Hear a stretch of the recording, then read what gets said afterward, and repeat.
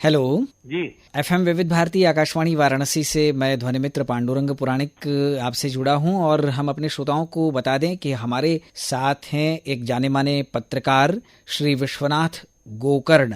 गोकर्ण जी, बहुत बहुत स्वागत है आपका। जी नमस्कार पांडुरंग जी। नमस्कार। आप हिंदी और अंग्रेजी भाषाओं की पत्रकारिता से जुड़े रहे हैं और बहुत अच्छी रिपोर्टिंग भी आपके माध्यम से होती रही हैं और बहुत सारी रचनाएं, बहुत सारी ऐसी पुस्तकें आपके माध्यम से हमारे श्रोताओं तक, पाठकों तक पहुंची हैं जिन्हें निश्चित रूप से श्रोताओं ने पढ़ा होगा, देखा होगा और उनसे प्रभावित भी हुए होंगे। विश्वनाथ गोकर्ण जी, कोरोना का काल चल रहा है और ऐसे में बहुत सारे लोगों ने लंबे समय तक लॉकडाउन देखा है और उसके बाद अब धीरे धीरे परिस्थितियां बदल रही हैं, अनलॉक शुरू हो गया है। एक पत्रकार की दृष्टि से आप इस समय को किस तरह देखते हैं? देखिए, ये जो कोरोना काल था जी, वो एक वैश्विक दैविक आपदा का काल था जी, और पूरी दुनिया में लॉकडाउन जैसी स्थिति थी। हर आदमी अपने घरों में कैद था, बंद था। जी, डिस्टेंसिंग का एक ऐसा वो हुआ कि शारीरिक दूरी बना के रखा जाए। ऐसी शुरुआत हुई कि जो है एक नए तरह की जीवन शैली की शुरुआत हो गई। हम जब कभी मिला करते थे तो कभी मित्रों से तो गले मिलना, हाथ जोड़ के अभिवादन करना या उससे हाथ मिलाना, शेक हैंड करना, जी, हैंडशेक, वो बिल्कुल अब बंद हो गया। अब वो उसके बाद एक नई तरह की परिपाटी चली और लोग एक दूसरे को देख के स्माइल करना और दूर से ही नमस्कार करने की जो एक नई पद्धति शुरू हुई, जी, तो वो एक अलग तरह का जीवन शुरू हुआ। तो वो एक महामारी ने एक नए तरह के जीवन को जन्म दे दिया और दुखद ये रहा कि एक रचनाधर्मी होने के नाते मैं इस पूरे इसको देखता हूँ कि कहीं न कहीं मनुष्य लॉकडाउन की स्थिति में वो कहीं भी कुंद होता चला गया। कुंद इस सेंस में कि प्रकृति के साथ हमने छेड़छाड़ की है तो हम ही उसको भुगतेंगे, सच है। और उस छेड़छाड़ की आपदा जो आई हमारे सामने, उसकी वजह से हम सब जो है एक दूसरे से ऐसे थोड़ा सा दूर होते चले गए। ये तो ये कहिए कि भारत में एक जो केंद्र सरकार का जो एक जो योजना थी कि तुरंत में जो निर्णय दिए गए और जिस तरह से प्रधानमंत्री के इसमें जो है सारी चीजों पर निगरानी रखते हुए सारी चीजें लागू कर दी गई, उससे जो हुआ कि वो जो आपदा थी उसका जो असर था वो कम था और उससे मरने वालों की तादाद भी कम थी। बल्कि हमारे यहाँ तो भारत में अमेरिका और दूसरे देशों की तुलना में जो है हमारे रिकवरी की तादाद ज्यादा थी। तो इस वजह से उसकी आपदा की कोई बहुत विकराल रूप नहीं देखने को मिला जैसा कि अमेरिका में या इटली में या और देशों में देखने को मिला, जर्मनी में दिखाई पड़ा, फ्रांस में दिखाई पड़ा।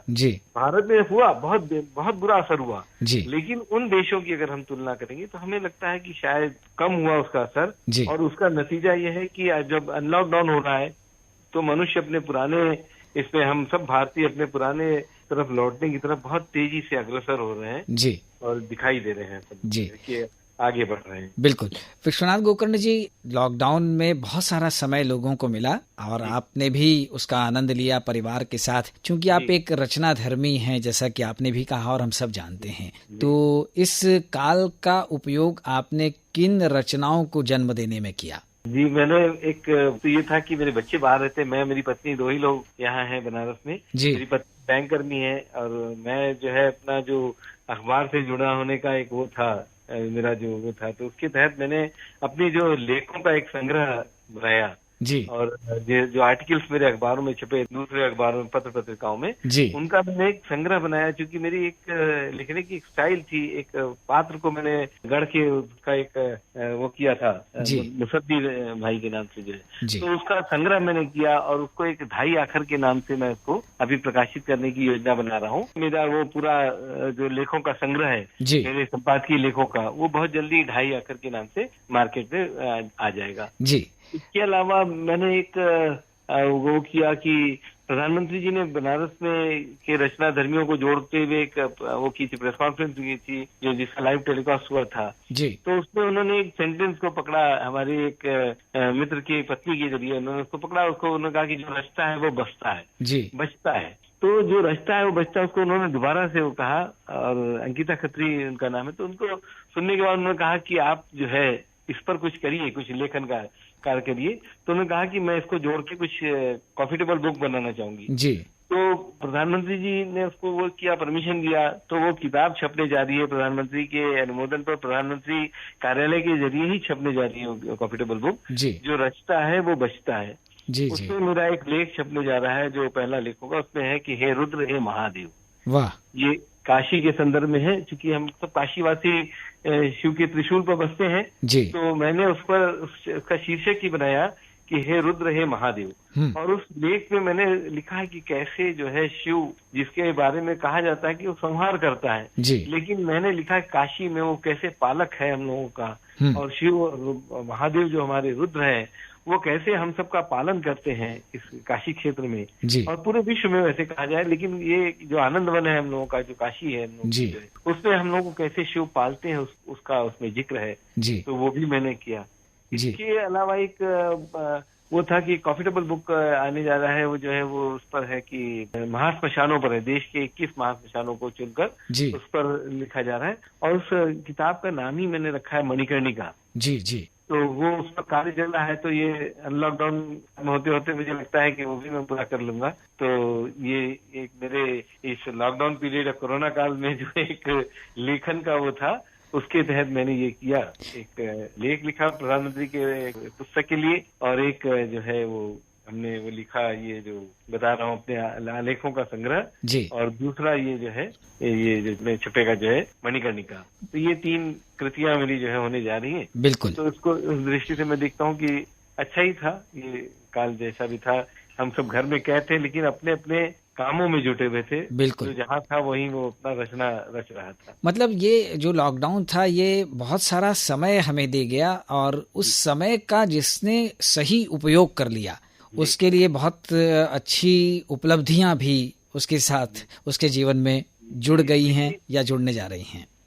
पांडु जी, एक बड़ी अजीब सी बात हुई जी। मतलब ये बहुत ही मॉडर्न जमाना है, मतलब सोशल मीडिया, तमाम तरह की सोशल एक्टिविटी, तमाम तरह की सब चीजों के बीच में एक शब्द आ गया, सोशल डिस्टेंसिंग जी। हालांकि वो शब्द है बेसिकली फिजिकल डिस्टेंसिंग, बिल्कुल, लेकिन वो सोशल डिस्टेंसिंग एक ऐसा शब्द आ गया कि उससे सामाजिकता से आदमी दूर होता जा रहा था यूं ही जी। और वो लोगों के पास वक्त ही नहीं है, लोग कहीं किसी इसमें जा ही नहीं रहे, लोगों से मिलना जुलना कम होता जा रहा है, क्योंकि वो व्हाट्सएप पे बात कर रहा है जी। और या फिर वो फेसबुक के जरिए जुड़ा है, ट्विटर पर हैंडल कर रहा है, या कहीं इंस्टाग्राम पे अपनी तस्वीरें लोगों को दिखा रहा है जी। लेकिन इस कोरोना काल ने एक बहुत अच्छा ये किया कि इस दौरान परिवार के लोग एक दूसरे के साथ मिल बैठे। बिल्कुल। एक दूसरे, पति के पास पत्नी के लिए टाइम नहीं है, पत्नी के पास पति के लिए टाइम नहीं है, बच्चों के लिए टाइम नहीं है, लेकिन अब सब जब एक साथ घरों में कैद हो गए जी, तो वक्त पे खाना, वक्त पे नाश्ता, वक्त पे सोना, वक्त पे टीवी देखना, या वक्त पे एक जो गपशप, या जिस तरह का एक दौर चला जी। तो इवन सोशल मीडिया पर लोगों ने बताया कि वो रोज नए नए डिश बना के लोग डालने लगे जी, लोगों जी। ने अपने अपने अपने हुनर का वो प्रदर्शन किया जी। बच्चे जो नृत्य से जुड़े बच्चे हैं उन्होंने अपनी डांस का एक वीडियो वो बना के डाला जी, जी, जो जी। बच्चे गायन में उन्होंने अपना गायन का वीडियो बना के डाला जी। तो और इसके अलावा एक और शुरू हुआ, जो वो होता था कॉन्फ्रेंसेस होते थे जी, जी। अब या वो अब वेबिनार के शुरू हो गया, सेमिनार की जगह एक नया शब्द है वेबिनार जी। वेबिनार, तो वेब के जरिए लोग जोड़ने लगे, ये सारा हुआ। इसके अलावा एक और अच्छी चीज हुई, इस दौरान लोगों ने कम से कम एक दूसरे का फोन करके हालचाल पूछा। बिल्कुल बिल्कुल। देखिए आज के दौर में लोग बड़े, मतलब वक्त ही नहीं है लोगों के पास, लेकिन इसने इतना वक्त दिया कि हम हर आदमी एक दूसरे को फोन करके पूछ रहा है, ठीक तो हो, तुम्हारे घर में सामान तो है जी, तुम्हारे आसपास जो लोग, मतलब जो थोड़ा कमतर वो रखते हैं, उनकी इसका सुविधा का ख्याल रखा गया कि उनके पास कोई कमी न हो जाए जी। या जो भी किसी तरह की कोई दिक्कत में ना आ जाए, तो वो दूर से ही सही लेकिन सामान पीछे से पहुंचाता रहा, करता रहा जी। तो ये जो एक मानवीय पक्ष था दिखा मुझे, वो मुझे बहुत छू गया कहीं अंदर तक जी। और लगा कि मनुष्यता कायम है अभी भी। बिल्कुल बिल्कुल। आपने कहा कि जी जी, आपने कहा कि आपकी पत्नी बैंकर हैं, तो निश्चित रूप से ऐसी सेवा में वो हैं कि उन्हें, मतलब इस काल में घर में रहने का समय कम मिला होगा, अपने कार्य पर अवश्य उपस्थित होना होगा। तो आपने उनके दायित्वों को किस तरह निभाया और उनका सहयोग किस तरह से किया?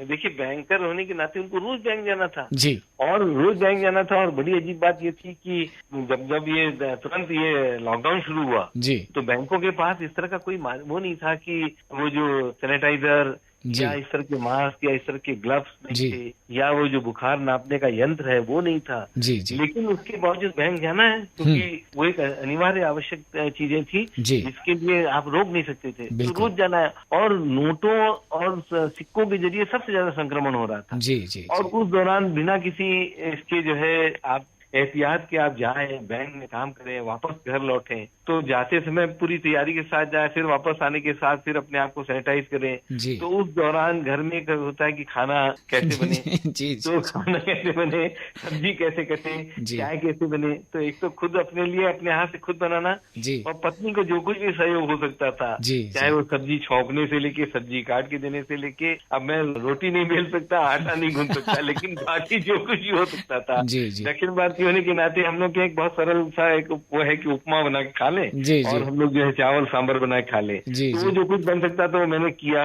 और पत्नी को टिफिन बना के दिया, या पत्नी ने मेरा ख्याल रखा। हम लोगों ने एक दूसरे का खूब सहयोग किया, मतलब ख्याल रखे कि ताकि वो जो है उसको वहाँ ड्यूटी में कोई दिक्कत ना आए और मुझे अकेलेपन में कोई दिक्कत ना आए। इसके लिए हम लोगों ने एक दूसरे का ख्याल रखा। और घर में किचन से लेके बाकी तक, क्योंकि उस दौरान घर में हमारी जो मेड्स हैं वो नहीं आई, तो जाहिर सी बात है झाड़ू पोछा जो करना था वो खुद से ही किया हम लोगों ने। जो है बर्तन धोने के पोछने तक का काम हम लोगों ने खुद से किया और एक दूसरे का सहयोग किया।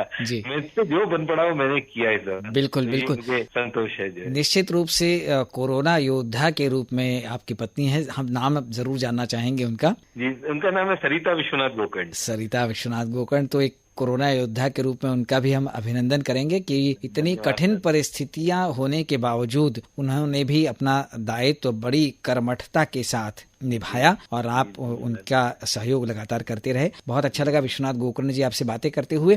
काशी वासी कहे जाते हैं कि बनारसी अपनी मस्ती के साथ जीते हैं और यहाँ की जिंदगी बड़ी अलग तरह की है, बिना किसी परवाह के लोग जो हुई देखल जाए, इस तरह की विचारधारा वाले हैं। तो आप क्या कहना चाहेंगे हमारे काशी वासियों से? सर, काशी वासियों से यही कहना चाहूंगा कि जौन हुई देखल जाई, ये यकीनन मतलब अच्छी बात है, लेकिन हमें अपनी सुरक्षा, अपने आसपास के लोगों की सुरक्षा का बहुत ज्यादा ध्यान रखने की जरूरत है। और इसके लिए हम जितना हो सके परहेज बरतते हुए जिंदगी को साफ सुथरा, अपने आसपास को साफ सुथरा रखें, सैनिटाइजेशन का ख्याल रखें और खुद को स्वस्थ रखें और बाकी आसपास के लोगों को स्वस्थ रखें। तो उससे क्या होगा कि जौन हुई देखल जाए का जो दर्शन है हमारा, हमारे काशी वासियों का, वो उसकी जो फिलॉसफी है, जो जौन हुई देखल जाए, वो कायम रहेगी। और इसको कायम रखने के लिए हमें जरूरत है कि हम मतलब जैसे भी हों अपने आसपास पर निगाह रखें और परहेज के साथ रहें। बहुत बहुत अच्छी बात आपके दिल से निकली है विश्वनाथ गोकर्ण जी।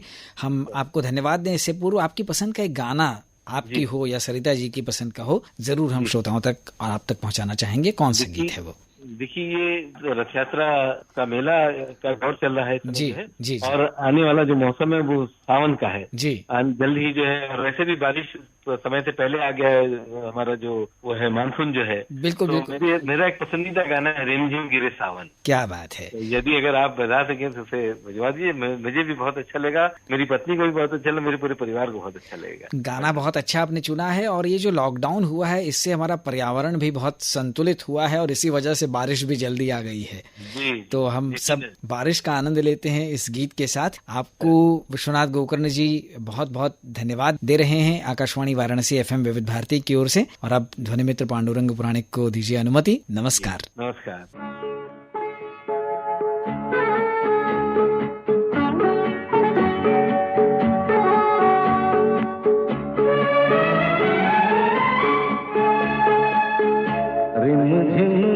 सावन सुलग सुलग जाए मन, भीगे आज इस मौसम में लगी कैसी ये अगन। रिम झिम गिरे सावन सुलग सुलग जाए मन, भीगे आज इस मौसम में लगी कैसी ये अगन। रिम झिम गिरे सावन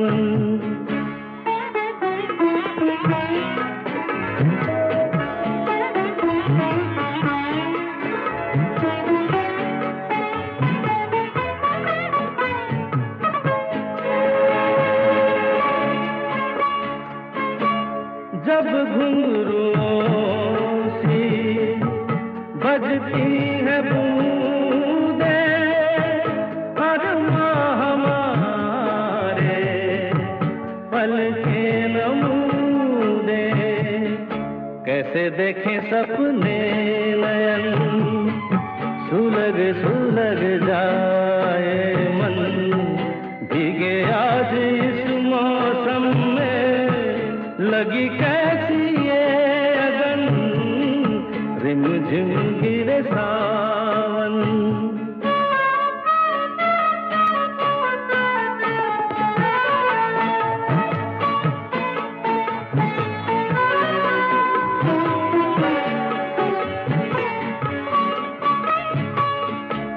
महफिल में कैसे कहते किसी से, दिल बंध रहा है किस अजनबी से।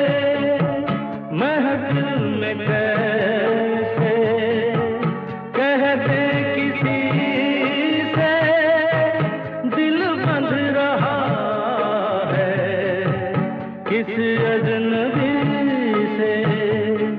हाय करे अब क्या जतन, सुलग सुलग जाए मन, भीगे आज इस मौसम में, लगी कैसी ये अगन, रिम झिम गिरे सावन, सुलग सुलग जाए मन, भीगे आज इस मौसम में, लगी कैसी ये अगन, रिम झिम गिरे सावन।